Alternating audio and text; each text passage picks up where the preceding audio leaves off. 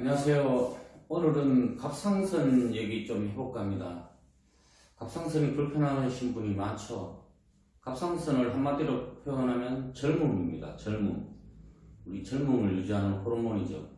또 감정적으로는 갑상선이 불편하신 분이 또 두려움에 많이, 평상시에 많이 삶에 대해서 두려움을 겪으셨거나 아니면 희망을 잃어버리신 분들이 갑상선 질환을 많이 앓습니다. 그러면 이제 제가 오늘 드리고 싶은 말씀은 이제 갑상선에 대해서 이제 증상은 머리가 최근 들어서 많이 빠진다, 아니면 손발톱이 좀 갈라진다, 아니면 입에서 그 금속 성분의 좀 맛을 좀 느낀다, 아니면 예전보다 확실히 좀 더 우울하다, 또 아니면 내가 생각하는 게 인지하고 생각하고 기억하는 게 예전보다 좀 많이 둔화됐다, 이런 분들은 좀 갑상선을 의심해 볼 필요가 있습니다. 사실 갑상선이 이제 우울증약을 복용하시는 분들도 갑상선 검사를 해보시면 그 TSH 수치가 거의 정상에 가까운데요. 그 이유는 뭐냐 그러면 다른 이제 그 장기들이 그 심장이나 부심이나 이런 뇌나 이런 장기들이 그 어느 정도 도와주고 있다는 얘기입니다. 단편적으로 얘기해서 우리가 온몸을 유기체라고 얘기하는데요. 우리가 심장에서 전기 에너지를 한 그냥 60-70%, 3분의 2 정도를 생산하고, 뇌에서 한 20-30%를 생산하고, 나머지 10%를 이제 우리 몸의 전기 에너지를 생산한다고, 온몸에서 생산한다고 볼 수 있습니다. 그런데 이제 갑상선이 불편하다는 이런 분들은 수치에서, 그러니까 이제 검사 수치에서 안 나오는 분들은 피검사나 있는 수치가 갔는데 아직 갑상선은 당신은 아직 괜찮습니다, 아직 염려할 단계가 아닙니다, 이런 분들은 근데도 증상이 이렇게 나타난다 그러면 의심해 보실 필요가 있습니다. 그건 왜 그러냐 그러면 이렇게 설명드릴 수 있죠. 몇 달 전에 내가 종합검사를 받고 다 이제 내시경이나 이런 걸 잔뜩 했는데도 비싼 돈을 주고 제대로 된 종합검사를 받았는데도 불구하고 몇 달 뒤에 내가 암이 발견됐다, 이런 분들 많으시죠. 아니면 병원에서는 정상적인 수치가 나왔는데도 내가 갑자기 기력이 세해졌다, 이런 분들도 상당히 많으십니다. 그 이유는 뭐냐 그러면 우리 몸은 하나가 불편하면 그러니까 다른 장기들이 도와줍니다. 쉬운 말로 여기서 갑상선을 가지고 예를 들어서 설명드려 볼게요. 우리 심장에서 70%가 이제 전기 에너지를 생산하니까 갑상선이 불편하면 이 심장이 더 많은 일을 하게 되고 더 과부하가 걸립니다. 그런데 심장이 어느 정도 이겨낼 수 있는 한은 갑상선의 그 수치로는, 현대의학의 수치로는 거의 정상으로 나온다는 얘기겠죠. 그래서 오늘 드리고 싶은 말씀은 이 갑상선에 대해서 호르몬에 대해서 이제 갑상선을 분비한 호르몬이 이제 우리 몸의 뇌 기능, 그러니까 심장 기능, 부신, 면역 기관을 통제하는 호르몬, 그러니까 이제 T1, T4, T3 이 세 호르몬을 이제 분비시켜서 우리 몸의 두려움과 걱정에 대해서 해방되게 하고, 그리고 또 우리 몸을 항상성을 유지하는 그런 작용을 하게 됩니다. 일단 T1 호르몬부터 살펴볼까요? T1 호르몬 같은 경우에는 이 대뇌와 소뇌의 전기량을 측정합니다. 대뇌와 소뇌의 전기량을 측정하고, T4 호르몬 같은 경우는 심장의 기능, 그리고 또 바른 자세와도 또 연관이 되어 있습니다. 우리 몸이 자세, 한쪽이 이렇게 삐뚤어지시거나 이런 분 있죠. 이런 분들을 이제 의심해 볼 필요가 있습니다. 심장 기능이나 내가 부정맥이 있다, 이런 식으로. 그리고 T3 호르몬 같은 경우는 부신 기능과 많이 연관되어 있습니다. 몸에 우리가 이제 혈액을 이제 사고체에서 걸러서 이제 그 심장의 기능을 통해서 부신 기능, 호르몬과 80여 가지의 호르몬을 생산하고, 또 그만큼 중요한 림프를 펌핑하는 게 이 바로 T3 호르몬과 연관이 있습니다. 그래서 첫 번째 T1 호르몬이 불편하시는 분들은 여기 나와 있는 대로 대뇌와 소뇌의 전기량이라고 제가 설명드렸다시피 학습 능력에 저하가 있을 수 있습니다.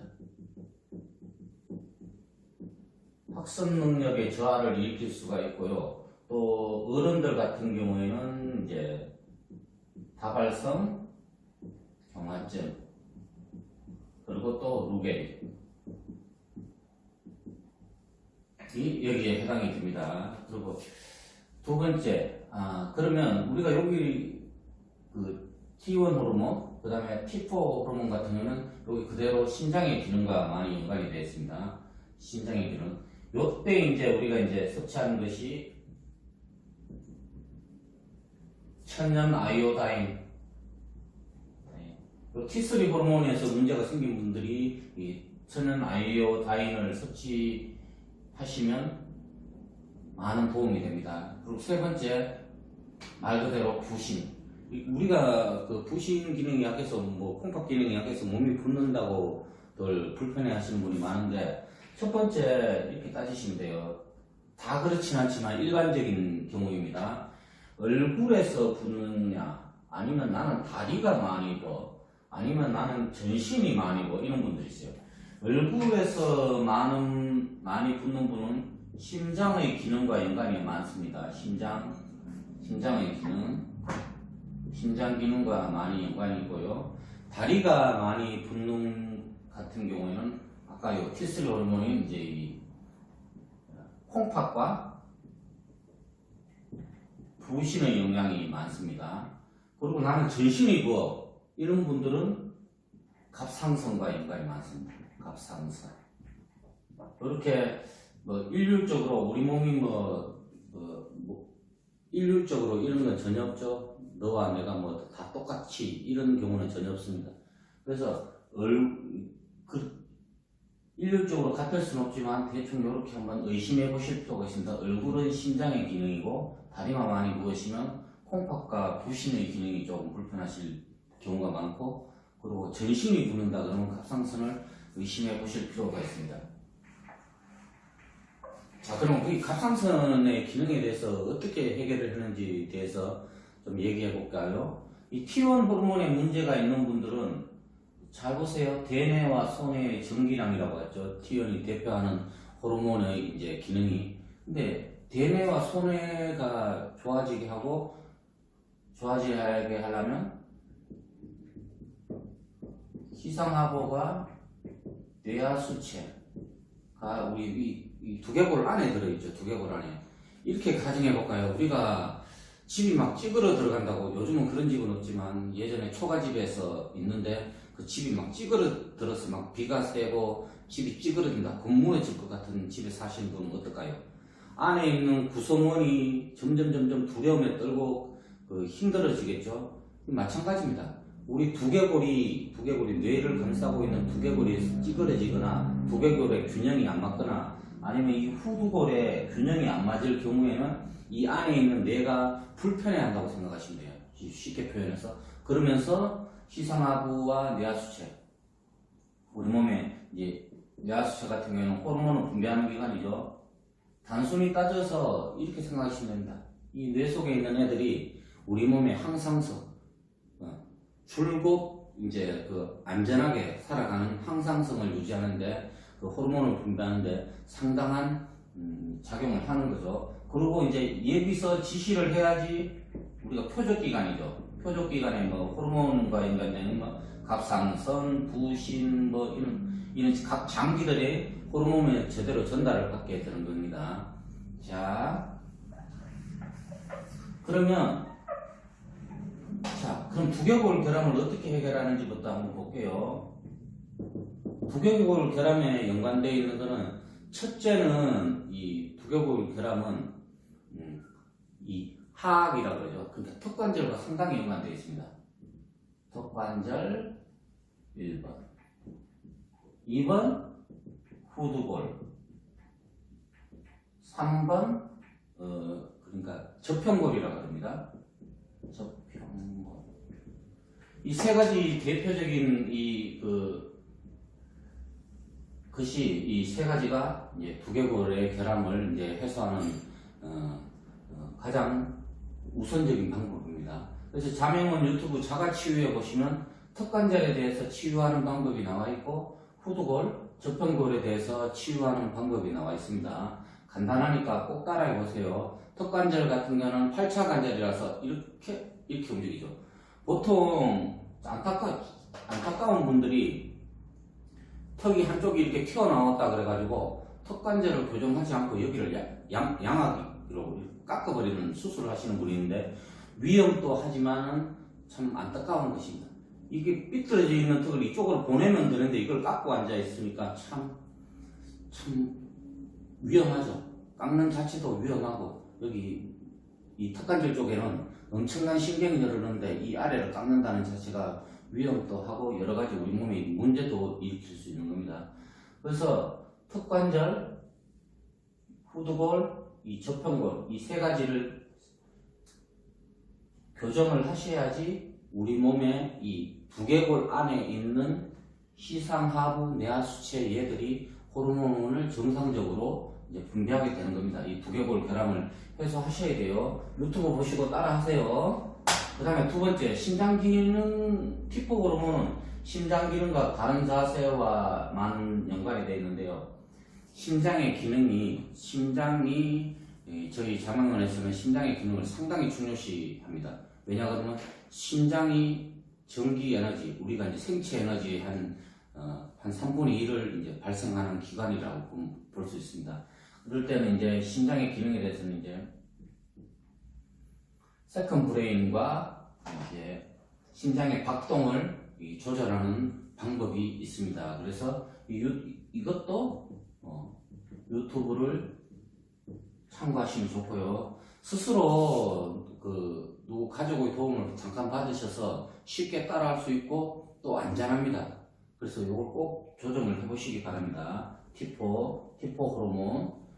그리고 심장의 기능 같은 경우에는 자가적인 치유 방법은 조금 빠르게 걸으셔서 보폭을 늘리시고 보폭을 보폭이 좁아진 상태에서 이제 많이 걷는다. 이거는 좀 제가 보기에는 그 시간보다도 그 시간의 반을 걸으시더라도 보폭을 넓게 헐떡거리시면서 걷는 게 좋아요. 왜 그러냐 그러면 우리가 나이가 들면 들수록 보폭이 좁아들어갑니다. 어르신들 보면, 할머니 할아버지들 보면 주 특징이 뭔가요? 젊은 사람들하고 특징이 이 종종걸음을 걸으시죠. 종종.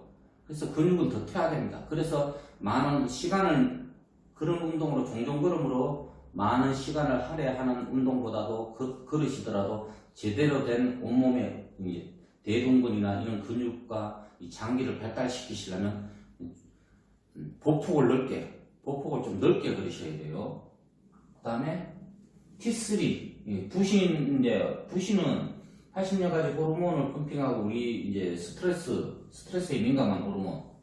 그리고 우리 몸에 큰 면역기관이죠. 림프를 펌핑한다고 보시면 됩니다. 림프 펌핑. 그래서 부신에 대해서도 제가 이제 이 앞전에 자가면역, 그죠? 자가면역 유튜브란에 올린 게 있어요. 부신 운동하는 것을. 부신은 어디냐 그러면 요추와 쉬운 말로 요추, 이렇게 표현하면 그렇지만 엉덩이 바로 위쪽 여기가 등 쪽이 요추입니다. 허리뼈. 그 위부터 흉추겠죠. 그럼 옆에 살이 있죠. 살. 이 뼈가 없는데 요 마지막 12번 부유늑골이 끝나고 살이 있죠. 이 살 부분을 이렇게 자꾸 문지르시면 돼요. 이러면 이 안쪽에 있는 부신이 이제 부신도 근육이죠. 그래서 자극을 받아서 이제 점점 더 이제 좋은 방향으로 됩니다. 그리고 부신 기능을 좋아지는 방법이 바로 비트는 운동. 그리고 또 이렇게 숙였다가 올렸을 때 막 어지럽고 이런 분 있죠. 이런 분들은 의심해 보셔야 돼요. 이런 분들은 부신 기능이 약할 수가 있습니다. 대부분 이제 부신 기능이 약하신 분들인데, 부신 기능이 약하신 분들이 특징이 아침에 일어나면 뭘 하기가 싫어요. 아침에 일어나기 싫을 뿐더러 무슨 계획이 없어요. 그냥 보통 이렇게 엄마들 보고도 이렇게 얘기했죠. 서운한 얘기를 할 때 주위 분들이 너는 왜 놀면서 그렇게 피곤해하냐. 그런 분들 대신 부신 기능에 부신 3기 이상이라고 보시면 됩니다. 놀면서 왜 그렇게 피곤해? 그런 분들은 본인한테 당사자한테 여쭤보면 이럽니다. 하기가 싫어, 힘들어서. 방을 한번 닦고 나도 완전히 확 가라앉아 버려. 움직이기도 싫어. 이런 분들은 T3 부신 기능을 살펴보셔야 됩니다. 그래서 이 첫 번째 얘기한 이제 두개골 결함을 해소하셔야 되고, 그리고 갑상선, 그리고 심장, 이 부신, 이 모든 기능을 해소하셔야지만이 이 갑상선이란 질환이 해결됩니다. 저희 자맹원에 오셔서 이 갑상선에 그 활법 포인트가 있습니다. 선맥활법의 포인트가 있으니까 선맥활법의 포인트가 제가 저번에 소개해 드리기는 이렇게 설명드렸죠. 선맥활법의 포인트는 급소이다. 급소, 아유르베다에서 나오는 급소 포인트입니다. 이 급소 포인트를 세게 누르지 않고 살살 만져버리면 그게 반대로 급소가 아닌 우리 몸을 살리는 선맥활법의 포인트가 됩니다. 여러 가지 교육 과정이 준비되어 있으니까 내 갑상선을 진짜 이번 기회에 해소하고 싶다. 갑상선 기능이 저하가 됐든 항진이 됐든 저희 자매원에 오셔가지고 빠른 회복을 이제 권해드립니다. 자, 그러면 오늘은 갑상선에 대해서 말씀드려봤습니다.